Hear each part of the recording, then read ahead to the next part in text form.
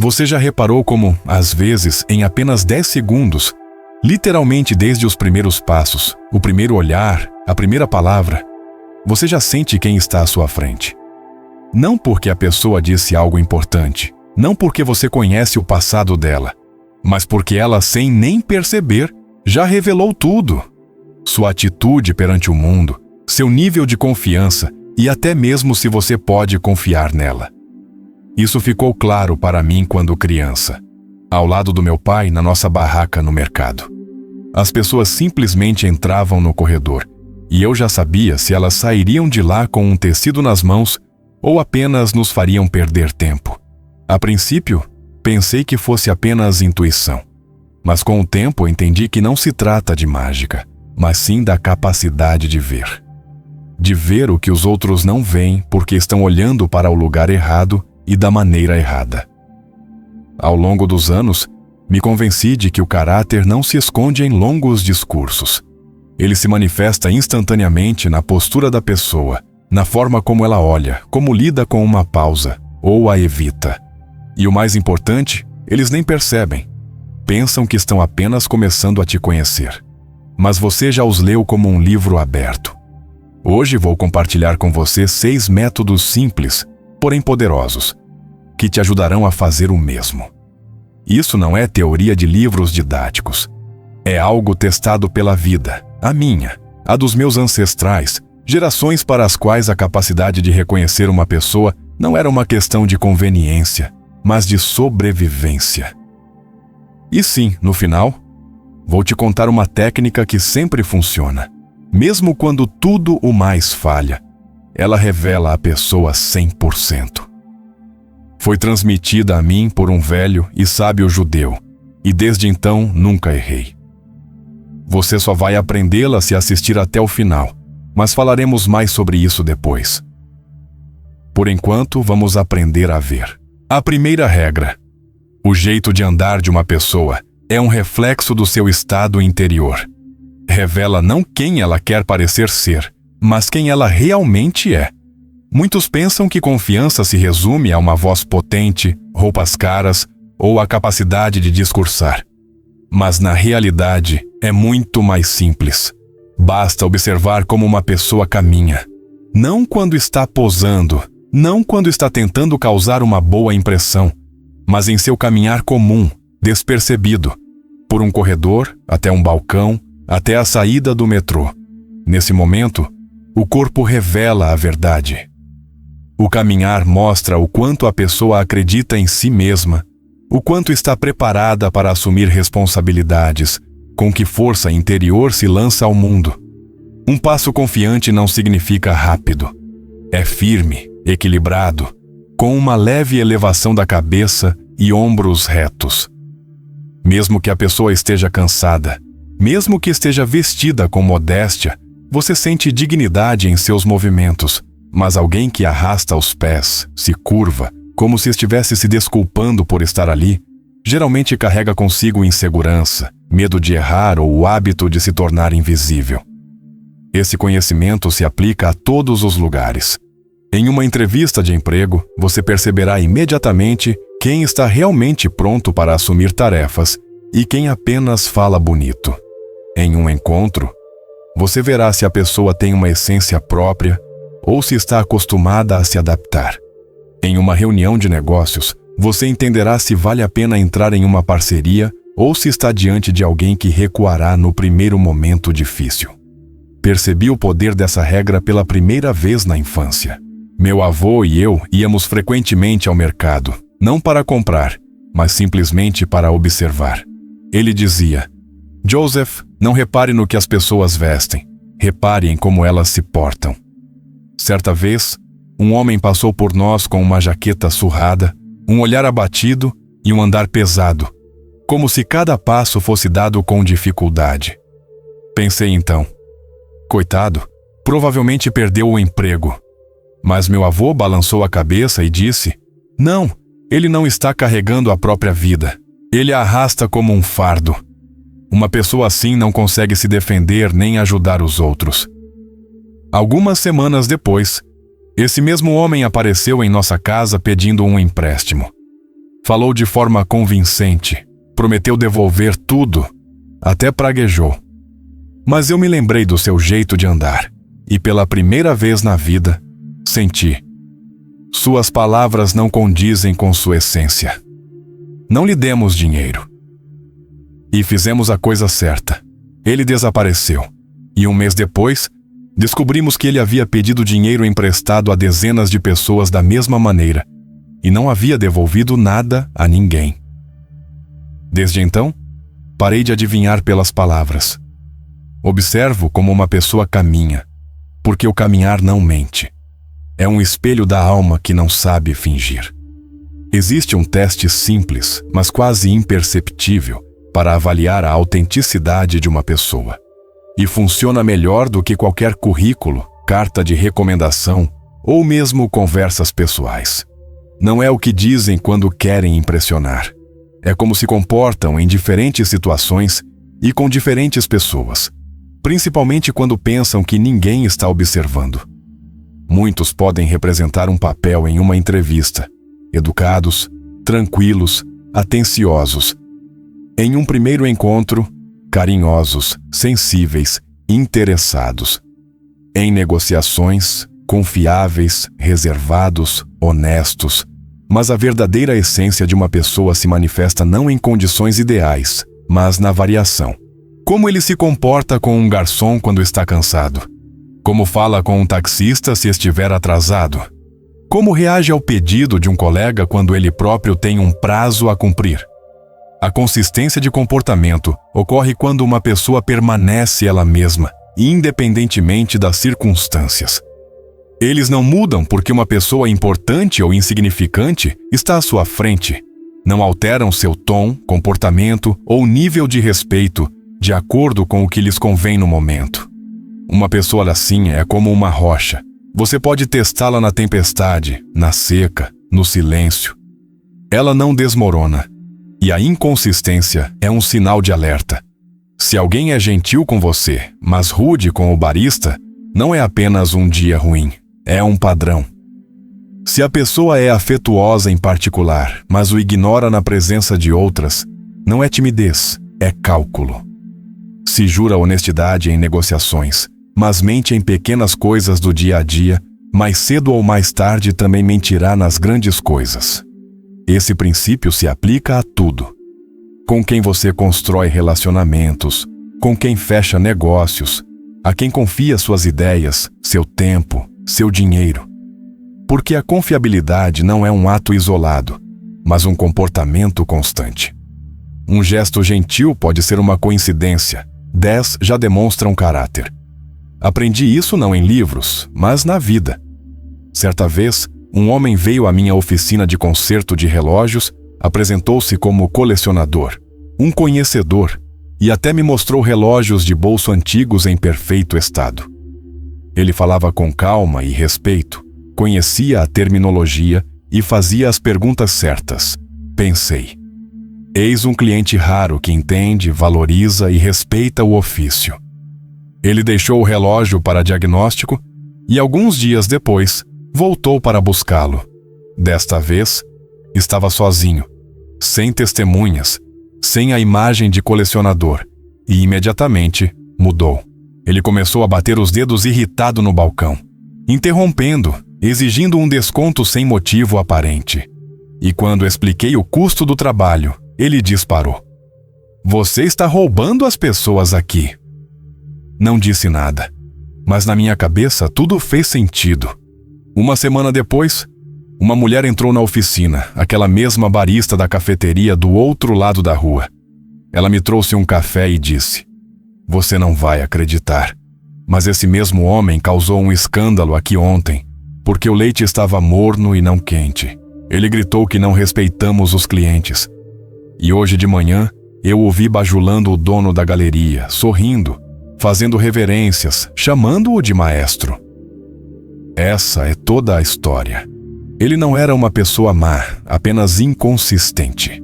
Seu comportamento não dependia de princípios internos, mas de benefícios externos. E essas pessoas são como castelos de areia, belos sob certa luz, mas desmoronando ao primeiro vento. Desde então, parei de julgar pelas primeiras impressões. Comecei a olhar além, através do tempo e dos contextos. Observo como uma pessoa cumprimenta um segurança, como agradece a um entregador, como se comporta na fila quando não tem a intenção de causar boa impressão, porque o verdadeiro caráter não se manifesta no palco, mas sim nos bastidores, quando pensa que ninguém está olhando. E se você quer evitar decepções, enganos e relacionamentos tóxicos, não pergunte como a pessoa é em seus melhores momentos. Pergunte-se se ela permanece a mesma quando não há nada que lhe traga benefícios. Porque só então você verá não uma máscara, mas uma pessoa. A segunda técnica são os olhos. Os olhos não são apenas o órgão da visão. São uma janela através da qual o mundo interior de uma pessoa se revela, mesmo quando ela não quer. Muitos aprendem a controlar palavras, gestos e entonação, mas os olhos são quase impossíveis de fingir. Reagem instantaneamente, no nível do instinto, estreitam-se com mentiras, desviam o olhar com incerteza, brilham com interesse sincero ou se abrem com vazio interior. Quando você olha nos olhos de alguém, não está simplesmente estabelecendo contato, mas sim acessando seu estado emocional em tempo real. Um olhar direto, calmo e firme é sinal de integridade interior. Essa pessoa não tem medo de ser vista. Ela não se esconde atrás de palavras porque não sente nada que precise ser ocultado. Mas um olhar furtivo, piscadas frequentes, evitar contato visual, ou ao contrário, um olhar deliberadamente penetrante que parece tentar te penetrar. Todos esses são sinais, nem sempre de mentiras, às vezes de medo, ansiedade, conflito interno, mas quase sempre de uma discrepância entre o que a pessoa diz e o que sente. Esse conhecimento é incrivelmente prático. Em negociações, você entenderá imediatamente se a outra parte acredita no que está oferecendo. Em um encontro, você perceberá se ela está sinceramente interessada em você ou apenas passando pela fase de conquista. Ao contratar um funcionário, você sentirá se ele está falando a verdade sobre sua experiência ou exagerando. Mesmo em amizades, você percebe quando um amigo começa a esconder algo antes mesmo que ele próprio se dê conta. Os olhos não mentem, não porque sejam sagrados ou puros, mas porque são controlados pelo sistema límbico, a parte do cérebro responsável pelas emoções e pela sobrevivência. E enquanto o córtex cerebral está formulando uma bela frase, os olhos já revelaram perigo, vergonha, ganância, interesse ou vazio. Mais de uma vez, me convenci disso por experiência própria. Certa vez, um jovem entrou na minha loja, apresentou-se como representante de uma grande empresa que supostamente buscava fornecedores de tecidos raros. Estava impecavelmente vestido. Falava com clareza e confiança, conhecia os termos técnicos e até mencionou algumas fábricas antigas das quais poucos tinham ouvido falar. Tudo parecia perfeito. Mas desde os primeiros segundos, algo me alertou. Seus olhos não se detinham em nada. Ele me olhava, mas seu olhar deslizava, como se procurasse algo atrás de mim. Quando mostrei as amostras, ele assentiu, sorriu, elogiou a qualidade, mas suas pupilas não reagiram. Nenhum interesse, nenhuma surpresa, nem mesmo avaliação. Apenas vazio. Não interrompi a conversa imediatamente. Decidi observar. Em certo momento, deixei cair acidentalmente uma pasta com documentos. Ele instintivamente se abaixou para ajudar e, naquele instante, seus olhos se voltaram para a gaveta aberta da minha mesa, onde estavam os contratos com outros fornecedores. Não para as minhas mãos, nem para a pasta, mas precisamente para a gaveta. Tudo ficou claro. Alguns dias depois, descobri que esse representante já havia percorrido metade da cidade, coletando informações sob o disfarce de um cliente em potencial, e depois as usava para atrair fornecedores para a concorrência. Mas o mais interessante é que ele era um bom ator. Sua fala era impecável, seus modos perfeitos, até mesmo seus gestos ensaiados. mas seus olhos ainda não haviam aprendido a mentir. Outro caso, completamente diferente. Minha prima conheceu um homem. Ele era charmoso, bem apessoado, inteligente e tinha um bom emprego. Todos ao redor diziam noivo perfeito. Mas ela sentia uma vaga ansiedade, sem conseguir explicar o porquê. Um dia, ela veio até mim e disse: quando ele fala de amor, seus olhos ficam frios, como se estivesse citando um roteiro e não falando por si mesmo. Pedi a ela que na próxima vez prestasse atenção. Ele a olhava nos olhos quando falava de sentimentos, ou seu olhar se desviava, como se estivesse verificando se estava pronunciando as palavras corretamente. Ela fez exatamente isso, e entendeu. Toda vez que ele dizia, eu te amo, seus olhos se voltavam ligeiramente para cima do ombro dela, para onde havia um espelho pendurado. Ele observava a própria reação, não a dela. Ela terminou com ele. 1 ano depois, ele se casou com outra, e 6 meses depois, a trocou por uma conhecida mais promissora. Esse é o poder dos olhos. Eles não mostram o que uma pessoa quer transmitir, mas sim o que ela sente naquele exato momento. Portanto, ao conhecer alguém novo, não se apresse em ouvir. Primeiro olhe nos olhos da pessoa, não de forma agressiva, não como um detector de mentiras, mas como alguém que deseja ver o outro de verdade. E você se surpreenderá com o quanto pode entender mesmo antes da primeira palavra, porque os olhos não são um espelho da alma no sentido poético. Eles são uma ferramenta real para diagnosticar o caráter. E quem aprendeu a lê-los jamais se enganará na hora de escolher alguém. Mas isso é só o começo. Porque mesmo que você aprenda a ler o andar, o olhar, os gestos, tudo isso pode ser enganoso se você não souber o essencial. Mas não se preocupe. No final revelarei aquela técnica secreta que sempre funciona, mesmo quando a pessoa tem certeza de que está mantendo tudo sob controle. Mas por agora, vamos examinar a próxima chave. Depois dos olhos, vem a fala. A fala não é simplesmente uma forma de transmitir informações.